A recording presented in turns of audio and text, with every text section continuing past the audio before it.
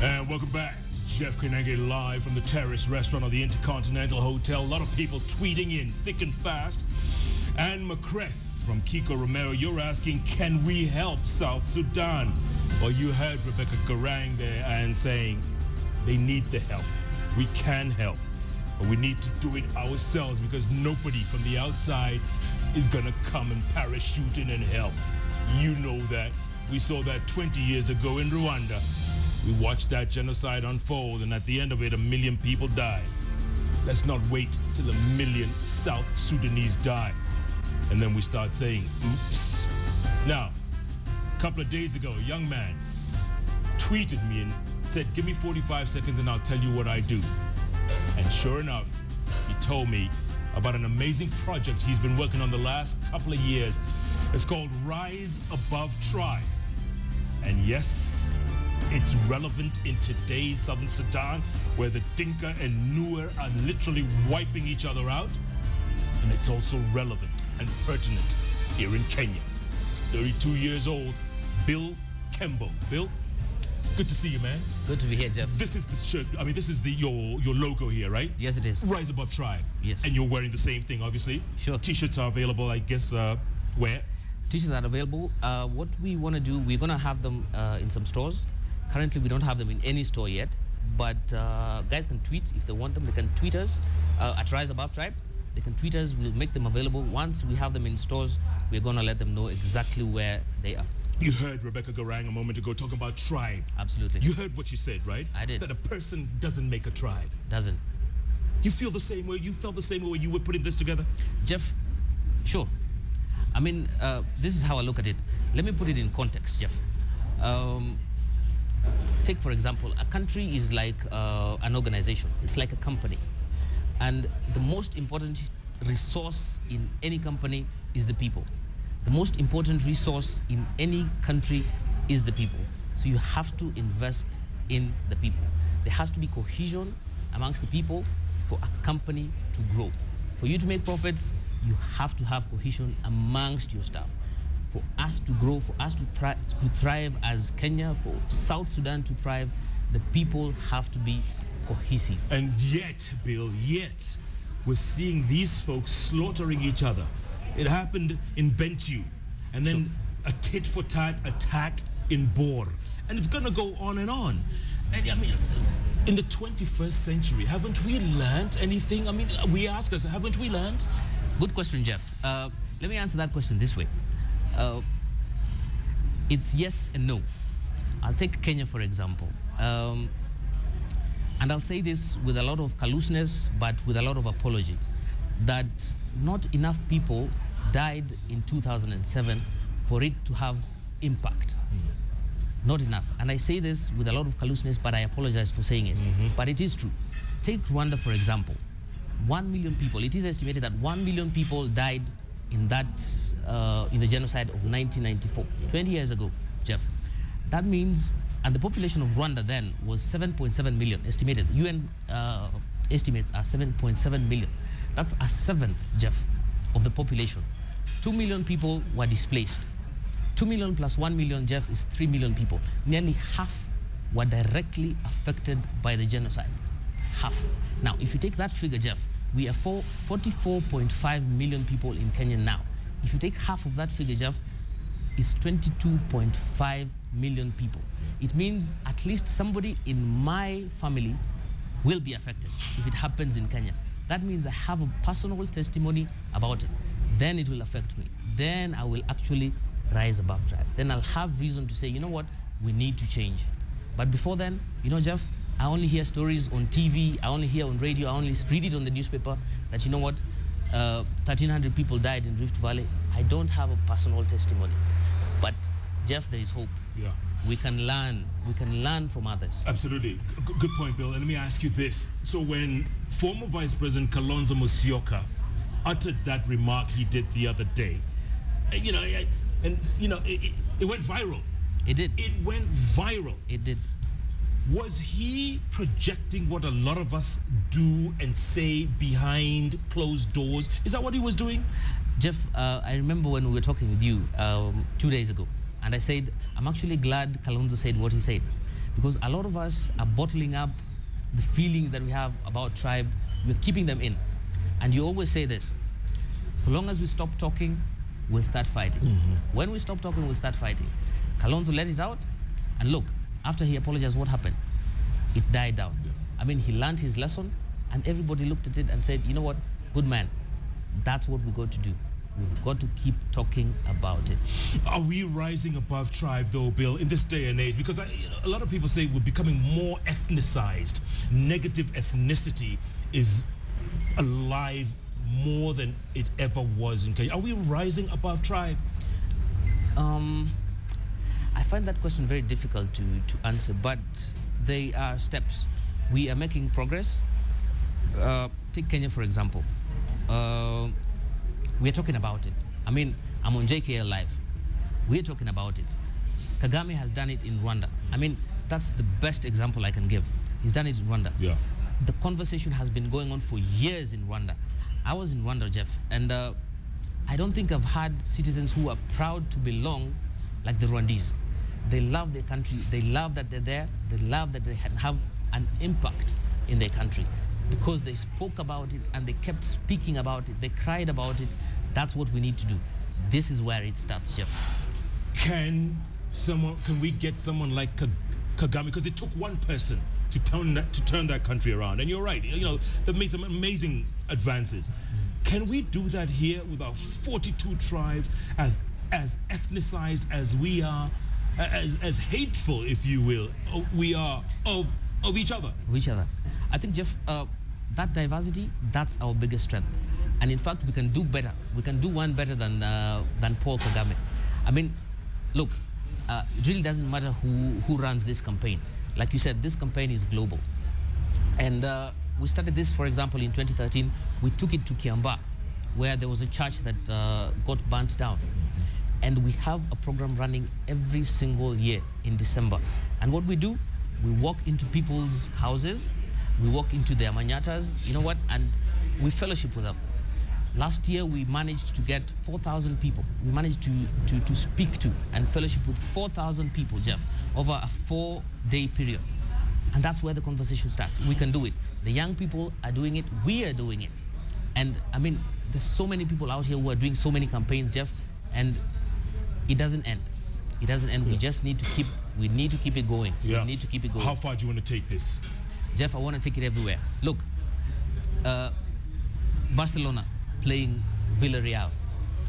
Some monkey. Yeah, some fans throws bananas. Throws a banana. Onto the field. Dani Alves picks it and eats it. You know what, Jeff? If we can have this Champions League final just before they start the match, let them put this on. It will send a message. What do you think? I think that's a brilliant idea, but you know, people are very different. Huh? People are very different, and sure. And even the stars like Samuel Eto'o, Didier Drogba, they underwent, and we're talking, Absolutely. at that level. Absolutely. Monkey noises in the stadium. Sure. People taunting them. That happens all the time. Ridiculous. Let's come back home here, our own people. Gor Mahia AFC. Gor Mahia AFC. I mean, fish, sugarcane, fish, if you will. I like that. I mean, we start from home. I mean, they say courtesy begins at home. Charity as well. Charity begins at home. This is where we start. We start from home, then take the message to South Sudan, then take the message we can take it back to Paul Kagame, take it to UEFA with Dani Alves and the issues they're having there, yeah. And take it to, take it to the US. Look at what Donald Steinberg. That's right. The owner of the Clippers. LA Clippers. Yeah. Ridiculous comments, Jeff. Yeah. Ridiculous. So the problem is not unique to Kenya. It isn't. It's a big problem. It's a global problem, but we can get it. We can tackle it. Let me ask you this, Bill. In South Sudan and, in Africa in general, let's face it. Sure. The West or the rest of the world, they don't care. They don't really care. Sure. If there was no oil in South Sudan, you think people would be talking about this war? Maybe not. Maybe not. Probably not. Rwanda had no resources. No, 1 million people died in 100 days. Jeff, they're the ones who sorted out their mess. The Rwandese sorted out their mess. The Hutus and the Tutsis and all the other tribes came together and sorted out their mess. I mean, it's estimated, Jeff, that South Sudan has 66 plus ethnic groups. Some estimates say 80 ethnic groups. It's only they who can sort out that problem. It's only they who can have conversations about tribe and get out of it. Only them, not anybody else. I cannot come from Kenya and sort out their issue. I can start the conversation for them maybe, but they have to sort it out. They have to sort it out. I'm sure you're on social media a lot. You just gave us your Twitter handle. What is it? The Rise Above Tribe? At Rise Above Tribe. At Rise Above Tribe. Yeah. A lot of issues on social media are divided along tribal lines, literally. Sure. You know, Kikuyus siding one side, Luos siding one side, Kalenjins one side. Will we ever be able to rise above that in our lifetime? Maybe not, Jeff, but this is how I look at it. I see Kenya as this pregnant woman. The baby, I call the baby potential. Kenya is pregnant with potential, being the baby. And my generation, I'm talking about it. Probably I can midwife this conversation and this discourse, this dialogue. I can midwife it to a point, prenatal, to a point where, you know what, I will leave it to my kids to now take the mother, Kenya, into labor. And probably we'll have sorted the problem out. It will take time. It has taken Rwanda over half a century, Jeff, over half a century. Way before, when the Belgians came in, way in the 19th century, Jeff. So it will take us some time, but the conversation has to start and it has to keep going. Yeah, Abdul Latif Hussein is saying, we Kenyans tend to forget easily. We had the same debate after PEV, but it's back in 2014. Sure. Tribalism is cancerous. It is. It is. But you still say there's hope. Absolutely, absolutely. Giuliani would say this. We've got exponential potential. And I believe in that. I believe in that. Jeff, I'll tell you this. Let me take it a little political. We are not political, but it's interesting that Jubilee, for example, has in their manifesto as pillar number 1, umoja, unity. So they recognize the importance of the people. Called in their manifesto, point number 10, I think they were saving the best for last. Point number 10, Jeff says, an indivisible nation. So there's recognition that it's the people who make the nation. It's the people who make the nation. And the people need to realize that we are actually the owners of this country.